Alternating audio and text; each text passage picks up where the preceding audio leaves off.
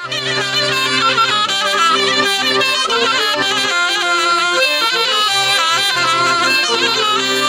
sersi katami, dalma sersi katami, mi madame kalkane, mi madame kalkane, meram sende ginaba, meram sende ginaba, gülsün gama kalkane, gülsün gama kalkane, dogne dogne galaja, dogne dogne galaja, namaz kılgalaja, çiçek kılgalaja.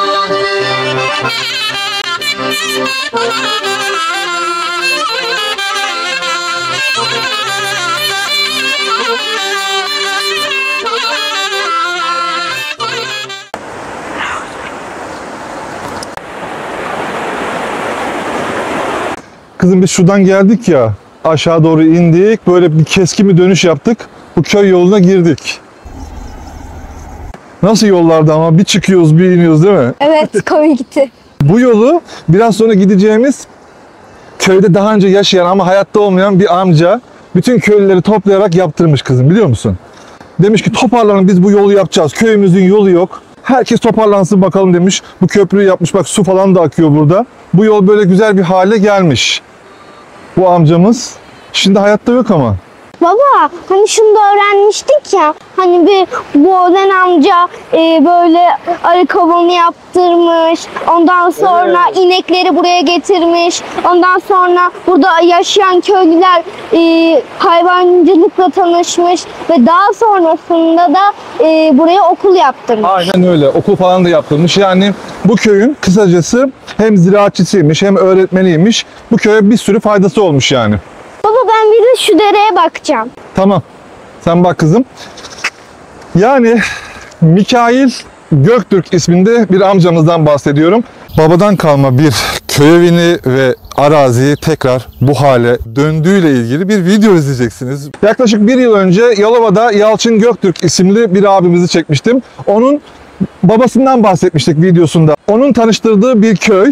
Ya Murat, madem oralardasın, bizim de böyle bir köyümüz var. Bir gidip ziyaret eder misin bakalım deyince değerlendirmeye aldık ve bu köyü ziyaret etmeye karar verdim. Biraz sonra değerli insanlarla tanışacağız bakalım. Videomuz başlıyor.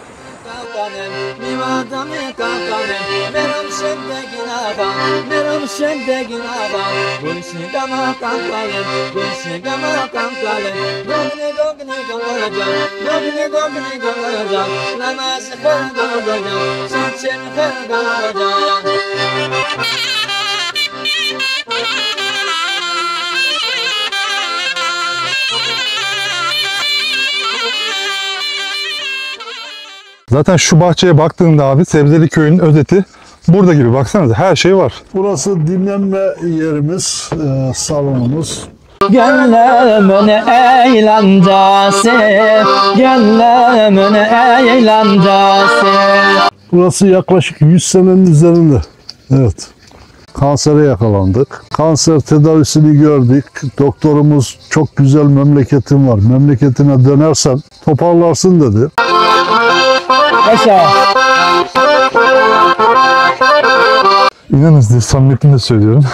Çok keyif aldığım çekimlerin ilk 5'ine girer yani, kesinlikle. Ablaların yanına geliyorum. Ablalar bakalım bize ne hazırlamış. İşin mutfağına geliyorum. Bir şey mutfağı. Böyle. Aa, bugün bir şey günü mü? Yakalandım, sıcak sıcak yiyordum. Ellerinize sağlık.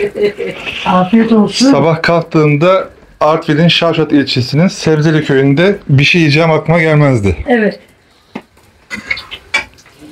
Siz ne misafirperver insanlarsınız ya. Teşekkür ediyoruz. Hayatlarınıza sağlık. İyi ki geldiniz. İyi ki sizin gibi insanları tanıdık. Böyle bir yerde oturuyorlar. Her taraf ahşap. Burada nasıl uyunur, nasıl uyanılır değil mi? Harika. 3 saatte zımba gibi kalkar. Bu sizin böyle öğle yemeği gibi mi oluyor? Sabah kahvaltı yapıyorsun, sabah Yani 5-6 evet. gibi. Evet. Sabah kahvaltı, öğle yemeği değil de kahvaltı diyelim. Bir ara böyle. Evet. İyi. Şimdi köy işleriyle uğraşırken güneş gelmeden o zaman diliminde yapılan işi gün boyunca yapamazsınız. O 2 saat çok önemli. Onun için genelde bizim kahvaltılar böyle biraz geç olur. İşte artık buna kahvaltı mı dersin? Şimdi şey diyorlar. Ne diyorlar? Geç kalınca brunch diyorlar. Bir de brunch çıktı başımda. Brunch da diyebilirsiniz. Kahvaltı da diyebilirsiniz. O sabahın enerjisi başka oluyor hakikaten. O 2 saatte her işini yapıyor insanlar. Buraya gelmeden ben yaşamış saymıyorum. O büyük şehirdeki şeyleri ancak 3 aya atabiliyorum. Oradaki içindeki o olumsuz şeyleri burada ancak atabiliyorum. Neredesin? İstanbul'da mı? İstanbul'da yaşıyorum.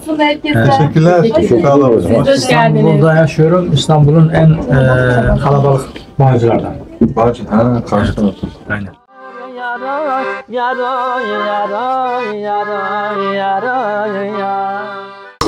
Valla ben de bir anda açtım kamerayı. Şimdi ben de nerede olduğumun da farkına varmaya çalışıyorum.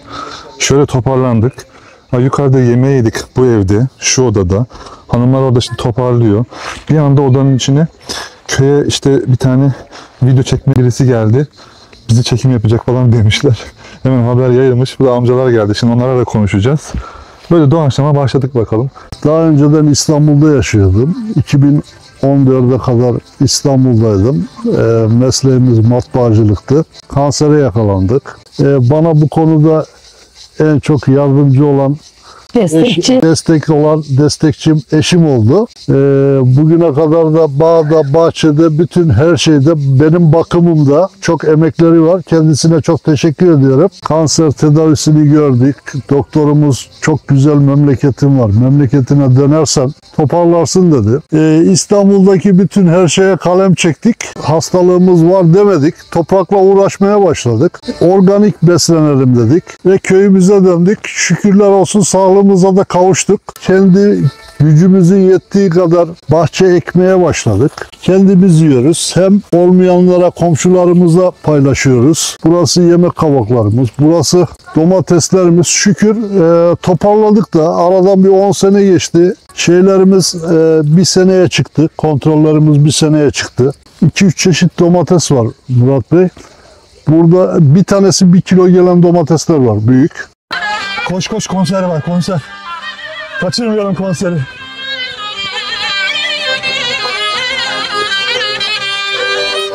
Kabiler atan, tabanca atan, kabiler atan, tabanca atan, eski yarın derdini içime atan, eski yarın derdini içime atan.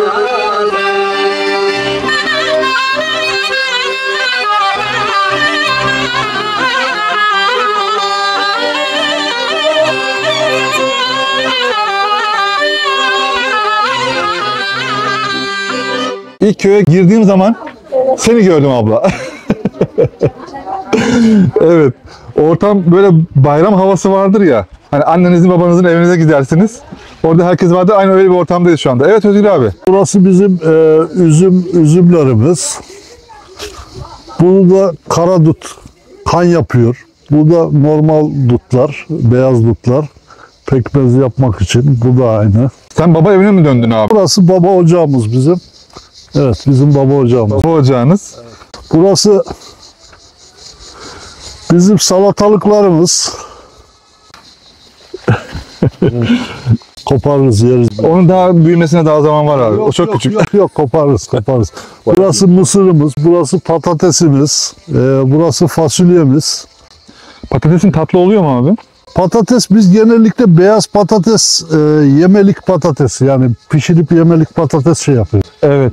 Bu arada sesler geliyor. Duyuyor musunuz? Tulum sesleri, akordeon sesleri. Yukarıda sanatçılar var ya. Nasıl bir coğrafyadayız ya?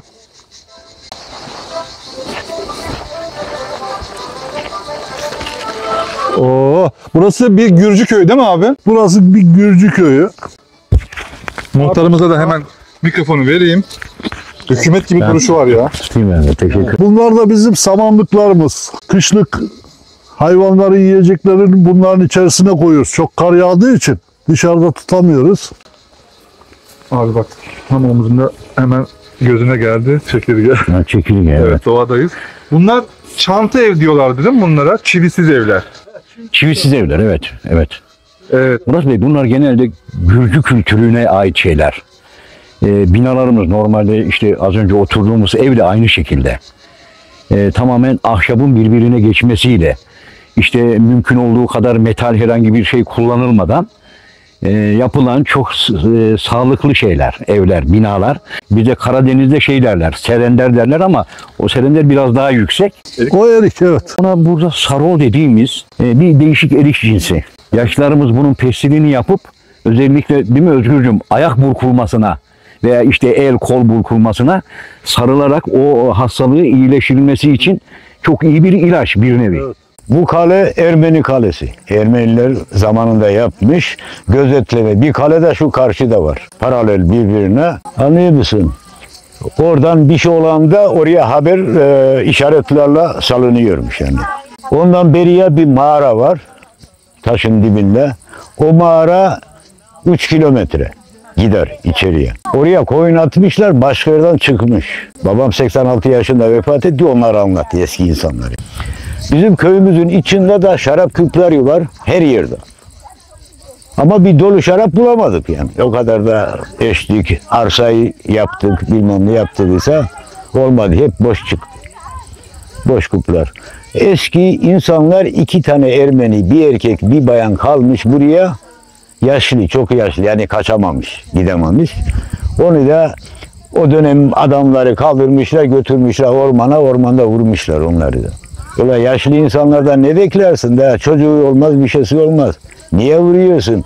Onlardan bilgi al da madem o yük geldi, nereye gitti, onlar diyebilirdi yani. Türk'ün aklı sonradan çalışıyor. Kış şartları çok ağır çünkü yaklaşık 870-900 rakımda olan bir bölge burası. Kışları biraz ağır geçiyor. Tamamen işte yazın yapabileceğiniz ürünlerle, yetiştirebileceğiniz ürünlerle kışlıklarınızı da hazırlayarak hem doğal bir hayat, insanların çok güzel hayatlarını idame ettikleri, gördüğünüz gibi doğa harikası, doğa cenneti bir memleket Murat Bey. Şimdi başka zaten bir şeyiniz yok Murat Bey, şansınız yok. Yazın çalışacaksınız, bağınızı, bahçenizi, ürünlerinizi yetiştireceksiniz. Kışın 3 ay tamamen istirahata dayalı, yiyeceklerinizi, içeceklerinizi stok yapacaksınız. Dinlenerek, işte komşu gezmeleri, eş dost ziyaretleriyle hem o insanların aralarındaki iletişimi güçlendirmek açısından bu da bir şey bize fırsat. Bir de köye geldiğimiz zaman köyde şunun eksikliğini yaşadık. Doğru düzgün yumurta bulamadık. Köy yumurtası bulamadık. Biraz kendimiz toparlayınca dedik ki bunu da biz yapalım dedik. Aşağıda. Hem dedik kendimiz yeriz hem de çevremize faydamız olur. Ekonomiye faydamız olur dedik. Sağ olsun eşim yardımcı oldu. Ya şu ortama bakar mısın ya? Orada soba yanıyor, orada ahşap bir ev, buradan sesler geliyor. Karadeniz'deyiz. Allah'ım ya Rabbim ya. Dev gibi ağaçlar, ağaçların gölgesindeyiz. Daha ne olsun? Evet. Tavuklara doğru gidelim. Evet, tavuklara doğru gidelim.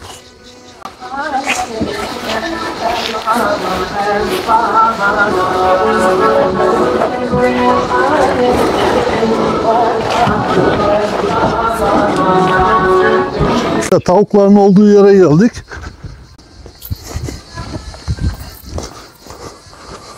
Buradaki bahçemiz organik olsun diye bahçenin etrafını çitle çevirdik. Bahçemiz tamamen yemyeşil bir şekilde. Tavuklarımız otluyor burada. Burası tavukların kümesi. Onlara radyo mu dinletiyorsun abi? Müzik dinliyorlar tavuklar. Bunu kasten mi yaptın abi? Hem müzik dinliyorlar. Tabii kasten yaptım hem de Abi şu Karadeniz diğer bizim bütün 6 tane bölgemizden çok ayrı ya. evet, tavuklarımız radyo dinliyorlar. Evet, tavukların olduğu yere geldik. Tavukların evleri. Bir tanesi hazır çıkmaya yakın. Evet. Şöyle.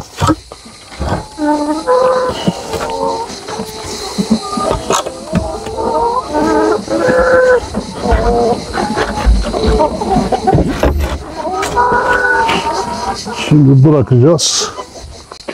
Hadi bakalım, özgürsünüz hadi. Sahibiniz Özgür Göktürk sizi özgür bıraktı. Evet.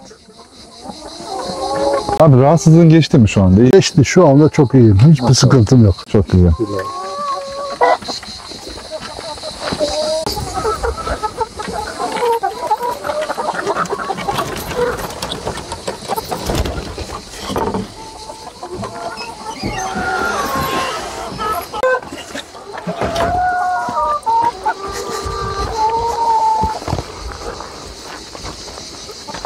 Mehmet abi, tavuklar yabancıladığı için çıkmıyor bu.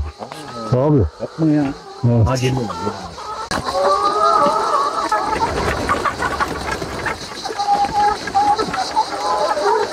Buraya çıkarken çok böyle yamaçlı yerlerden geldik. Taşlık bir bölgeye kurulmuş bir köy. Tarım arazilerini daha elverişli kullanalım diye evleri kayalık bölgeye yapmışlar. Tarım arazilerine ev koyulmuyor yani.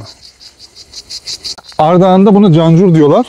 Bak burada erken gelmiş. Bu da cancur.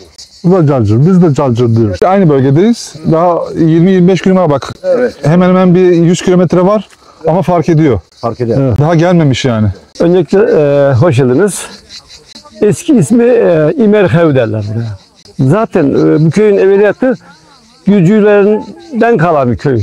Gürcü, Ermeni beraber de kardeşle yaşamışlar daha önce. Sınırlar çizilince Gürcülerin bir kısmı Batım'a kalmış, bir kısmı da burada kalmış. Bahçede gördüm yarım, atabarı barı, bahçede gördüm yarım. Sesleri ses vermedi, ağladım zar zar. Sesleri ses vermedi, ağladım zar zar.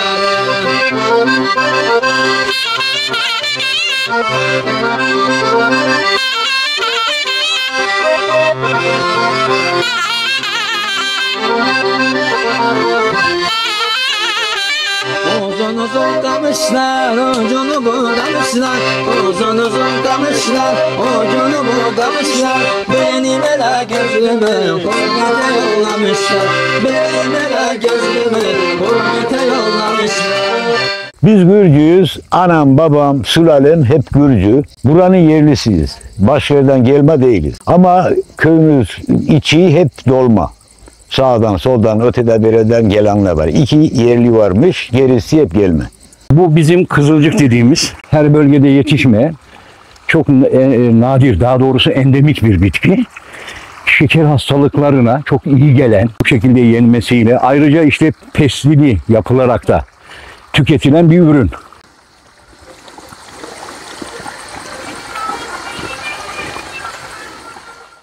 O ayıları korkutmak için domuzları, yaban hayvanları. Ses yapıyor gece rüzgarda.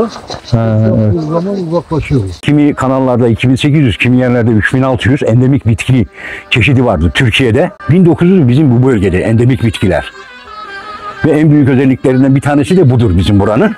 Köyümüzün adı da Sebzeli Köyü. İsmiyle mütenasip bir yer ama burada en büyük sıkıntımız, hatta biraz sonra da ben ayrılmak zorundayım. Çünkü Artvin'de Sular Şube Müdürü'yle bir toplantımız var. Bizim burada sulama suyu sıkıntımız var.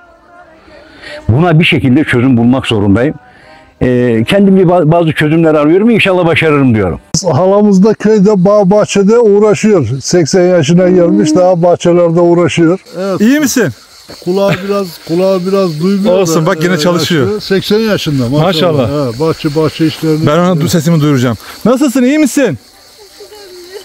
İyi misin? İyi misin? Tamam. Peki. Tamam. Hacım hoş geldiniz. Bayası çekimimiz hoş, çok güzel. Nasılsınız? Teşekkür ederim, sağ olun. Benim güzel kızım. Nereye geldin babiş?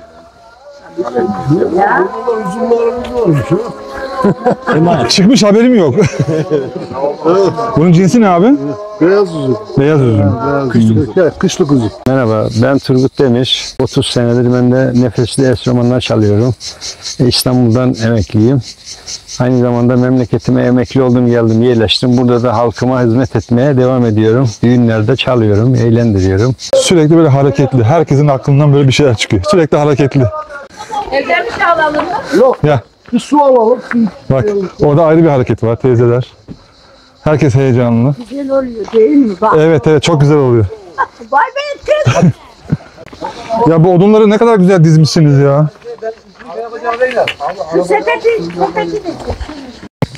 Köyün herhalde en enerjik kişisi sensin herhalde. Allah benim ama. Evet, baksana. Adamla çalışıyoruz, bir şeyler yapıyoruz işte. Evet. Öyle. Yazları geliyoruz köye. Küçük bir şeyler ekiyoruz, biçiyoruz. Ben olmasam bu köy boş. Batar bu köy.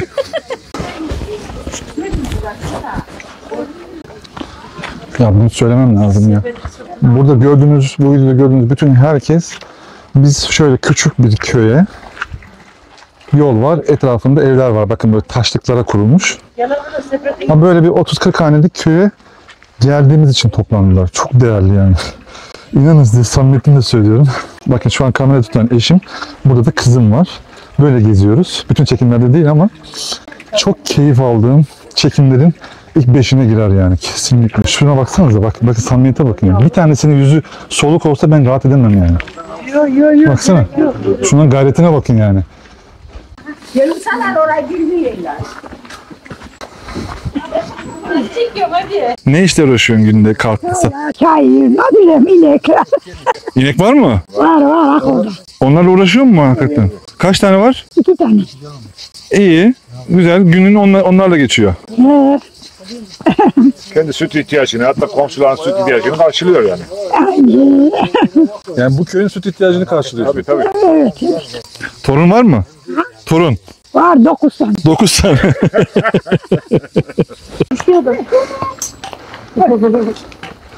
O arkasındaki şey mi? Çay şey mi? Ha, ona benziyor. Çay küpesi. Eşyalarını koydu. Ne taşıyorsun orada? Su. Gelirken sesine getirdi. Yani boş gelmiyor yani. İlla o bir dolacak yani. Senin ismin neydi? Unuttun mu? Öykü Zeynep. Öykü Zeynep. Harika bir ismin var. Tanıştınız mı siz? Tanıştırayım mı sizi? Şu an ister misiniz? Biraz sonra ama. Tamam, biraz sonra. Hadi. Hadi bakalım.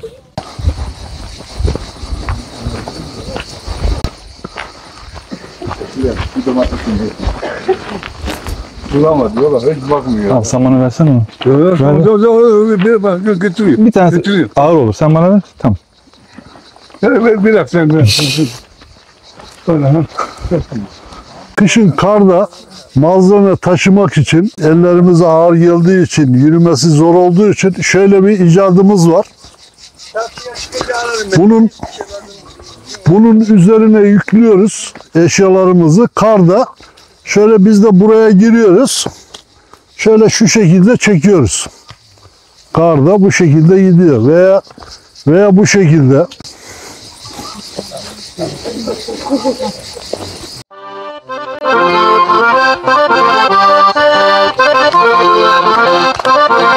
Artvin'de yaşıyorum. Yazlığa geldim, babamdan yanında kalıyorum. Çocuklarla işte zaman geçiriyoruz. Annem, babam. Toprakla falan uğraşıyor musun? Bir şeyler yapıyor musun? Ben biraz ayağımdan sıkıntılıyım, ameliyat oldum. O yüzden çok uğraşamıyorum.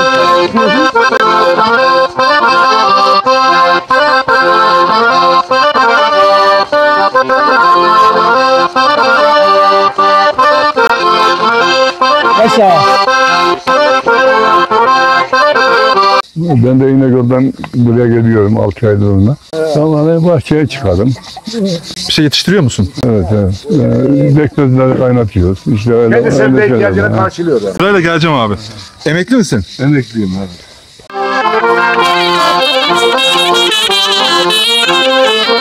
Sigaramı yandırdım, sol dudağıma kondurdum, yan dudağıma kondurdum. Sigaramı yandırdım, sol dudağıma kondurdum, yan dudağıma kondurdum. O yoklayan gözlerim öptüm de o yandırdım, öptüm de o yandırdım. Oyuklayan gözlerim öptüm de uyandırdı. Öptüm de uyandırdı. Ben Musa Akdemir, İstanbul'da 30 yıldır akordeon sanatını icra ediyorum. Derneklerde, kültürel şeylerde, konserlerde, festivallerde yer alıyorum. Köyün nüfusu bayağı kalabalık. Daha gelenler bitmiyor. Ama hepsinin de yüzü gülüyor. Baksanıza. Hoş geldiniz. Sağ olun. Siz de hoş geldiniz. Teşekkürler. Aleykümselam.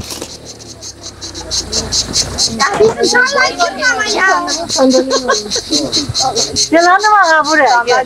Beraber geldim. Abla hanım ağa mı buranın? Bu köyün ağası mı? Görümce ya, görümce ya. Korkuyor musunuz ondan? Ben korkuyorum ondan çok. Maşallah. Vallahi. Dedem nasılsın, iyi misin? Siz nasılsınız? İyiyiz biz de. Biz Muğla'dan geliyoruz. Muğla. Hoş geldiniz köyümüze. Hoş bulduk. Çok keyif aldık köyünüzden. Bekleriz yine. Yine geleceğim. Allah sağlık sıhhat versin. Yine gelirsiniz. Biz de burada buluşuruz. İsmim Nazım Güneş. Mesleğim aşçılık ve gücümüzü kaybettik bu andan. Bel fıtığından ameliyat olduk. Sol bacağımda güç kaybı var. Burada da işte reçberlik yapıyoruz. Bir tarlam var işte güneş enerjisiyle kapladım. Yoksa bir şey ürün almam mümkün değildir. Domuzdan ayıran. Onun için güneş enerjisiyle kaplıyorsun. Ondan sonra ekeceğini ekersin. Sebzeni, patatesi, soğanı, mısırı, kabağını. Yani ne salatalık, domates, karpuz, kavun işte ne ihtiyacın varsa hepsi gelir. Gelmez diye bir şeyimiz yok. Köyümüzün adı zaten Sebzeli. Soranlara diyerdim ki bu sene yaz olduğu zaman ben de geleceğim. Bu sene olmadı gelecek sene, göz olduğu zaman ben de geleceğim. Ben de geleceğim, ben de geleceğim. Göz olduğu zaman ben de geleceğim.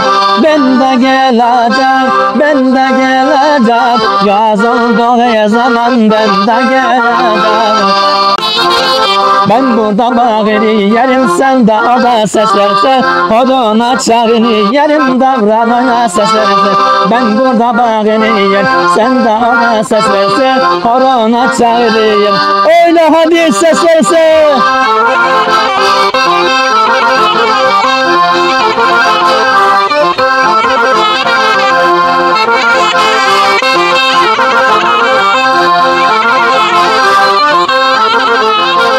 Getirir misin? Ya. Baban su istiyor anneciğim, hadi. Elma topladık. Yaz elması. Bahçelerden meyveleri toplamışlar. Özgür abi. Eyvallah. Murat'a. Bak bize de düştü salatalık. Zaten şu bahçeye baktığında abi Sebzeli köyünün özeti burada gibi. Baksanıza her şey var.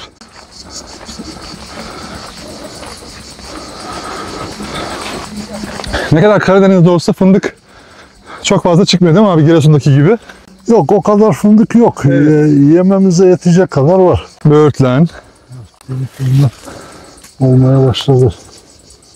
Şuraya bak ya. Bütün sebzelerin yetiştiği bir köy. Düşünsenize. İşte. Artık dışarıdaki her şey ilaçlı olduğu için, insanlar da hep hasta olduğu için kendimiz ekiyoruz, kendimiz üretiyoruz, kendimiz yiyoruz. Çok büyük bir hastalık atlattın. Bu senin adeta yaşamının ikinci dönemi. Evet. Nelere dikkat ediyorsun? Artık neyi yapmıyorsun kötü olarak? Valla artık o zaman daha çok çalışma, para kazanma hırsım vardı. Şu anda para kazanma hırsımı yendim. Hayata dair bakış açım değişti. İş yerimiz vardı, iş yerini kapattık. Stresten uzak, köyde toprakla, bahçeyle, ağaçla, hayvanlarla, onlarla zamanımızı geçiriyoruz. Daha mutlu ve huzurlu oluyoruz. Karadeniz'in sessiz dağ taş köylerinden bir tanesi. Çoğunlukla evler ahşap. Bu şekilde görüyor musunuz? Böyle yamaçlarda evler yani. Alt katları da var. Tabii daha önce bilirsiniz evin iki bölmesinde hayvanlar vardır. Hemen karşısına kendi yaşadıkları odaları yaparlar ki sıcak olsun. Hayvanlara yakın olunca sıcak oluyor ya. Aynen o görüntü var şimdi. Burası da hayat dediğimiz yer. Köye girdikten sonra birçok böyle sağda çeşmeyle karşılaştım. Bu ikinci çeşme. Hemen sizin evin önü. Evet. ormanın dibinden çıkıyor. Hiç gün yüzü görmüyor. Toprağın altında çıktığı yerde boruya koyuluyor ve buraya geliyor. Yani ilk defa burada gün yüzü görüyor. Yani.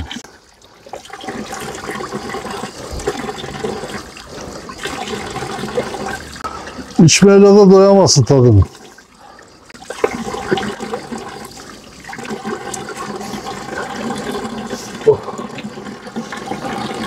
İşte bizi buraya çeken bunlar. Kışa hazırlık yapıyoruz. Kömür olayımız yok. Evlerimiz ahşap olduğu için biraz daha tehlikeli. Rüzgar çok olduğu için ahşap biraz daha şey oluyor. Odun yakmak biraz daha tehlikesiz oluyor. Şu kaç yıllık evdir abi? Şu ahşaplara baksanıza ya. Burası yaklaşık 100 senenin üzerinde. Evet. Şu an burada oturan var mı? Yani şu şeye bir bakar mısın? Yani şunlar ilk günkü gibi. Kayaların üzerine yapmışlar. Evet. Burası dinlenme yerimiz, salonumuz. Burada dinleniyoruz. Burada da işte bu kilimlerde eski dede yadigarı. Evet, burası yatak odamız. Bu da yatak odamız. Burada da yatıyoruz. Kışın çok kar yağdığı için çocuklarımız geliyor gurbetten. Burada karda kızakla kayak yapıyorlar. Köy eski divenleri, koltuklarımız var. Kışın buradayız. Kışın burada sobamız oluyor. Burada oturuyoruz. Burası balkon, yazın kullandığım mutfak. Masam, lavabom, sobam. Ekmeğimi pişiriyorum, bulaşığımı yıkıyorum, yemeğimi yapıyorum. Oturuyoruz burada. Burası giriş salonumuz. Burası bir salon. Büyük bir salon. Eskiden burada mısırdı, bilmem neydi asılırmış. Ama biz o kadar ekmediğimiz için çok fazla mısırımız olmuyor. Büyüklerimiz öyleymiş. Burası bir odamız. Burada yumurta diziliyor. Burası da misafir odamız. Orası kışın kullandığımız mutfağımız. Orada da sobamız var. Mutfak olarak kullanıyoruz burasını. Sobamız var, televizyonumuz burada. Bunlar da size yaptığımız bir şeyler. Değişik yaptıklarımız da var. Lokum pişiririz. Bunun içli olanı var. Peynirli, patatesli, katlayarak. Yani şurada oturuyorum. Şu doğayı izlemek, şu karşıdaki ormanı izlemek, buranın oksijeni bana hayat veriyor. Yani zaten bak ben sana bir şey söyleyeyim mi? Kazandığımızdan buradan nasıl gittiysek aynı şekilde döndük.